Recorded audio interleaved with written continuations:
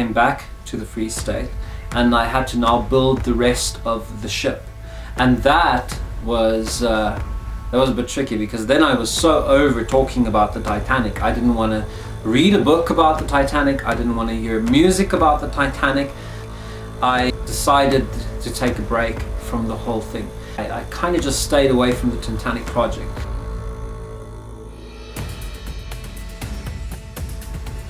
Now it's time to build that last part of the ship, the aft half of the TINTANIC, and I couldn't afford to stuff it up today.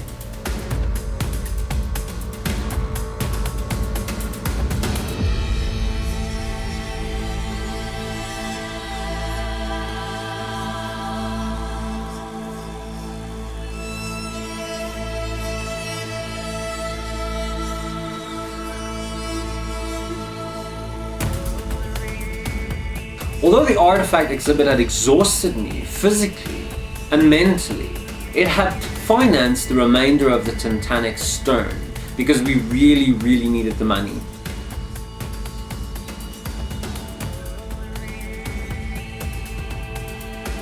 I was very brave. I decided to build sections 4 and 5 at the same time, because I thought it would go faster.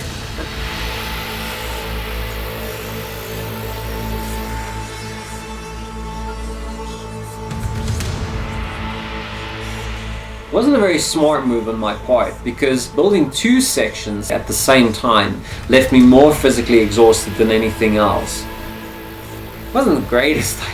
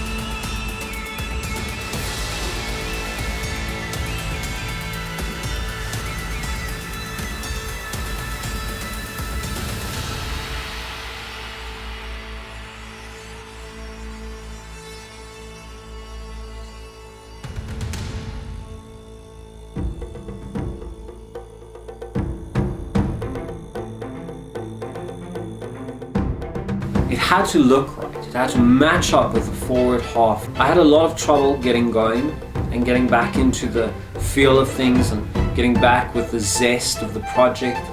And I remember coming into my studio and I looked at this forward half of it and I was like, what was I thinking? Why did I build it so big?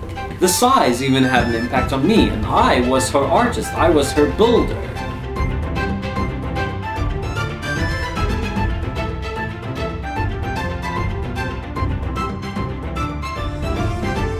Well, it's TINTANIC's size that sells her. That's what makes her so special and unique, is the fact that she's so big. She's just a small little Titanic model, nobody would give it a second thought. But for me to walk into that studio and go, wow, this is amazing. I was really excited to get this build over, because for the last 2 years I'd been telling people it's on its way, it's coming, it's under construction. I just wanted to end that little part of the conversation. I was so frustrated just having half of the ship built. So in order to continue the construction of TINTANIC, I had to move sections 1, 2 and 3 out into my lounge, into my living room space, just to make room in the studio to build sections 4, 5 and 6.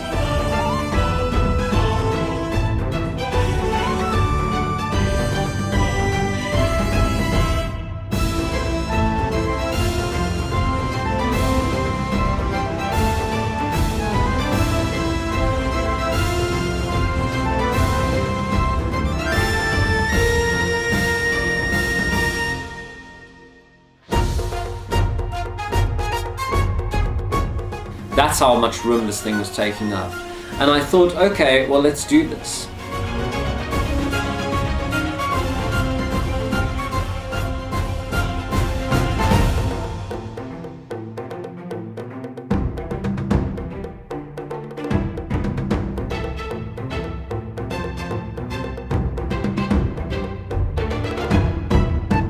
I was still unsure as how I was going to build the stern. There was in any event a lot of work to be done, a lot of research, and you have to stare at pictures for hours. The rest of Titanic looked great.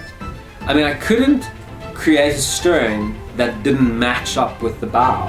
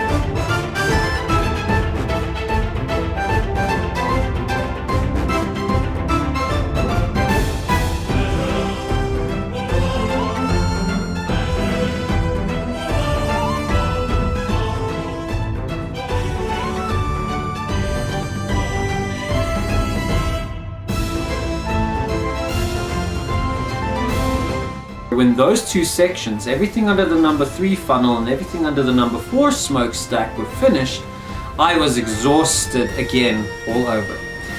But it was a good thing because when the stern of the Titanic had to be constructed, I still hadn't had a plan how I was going to do it. So another break was necessary. And I took some more time and I really thought about how I was going to do it, and then it hit me.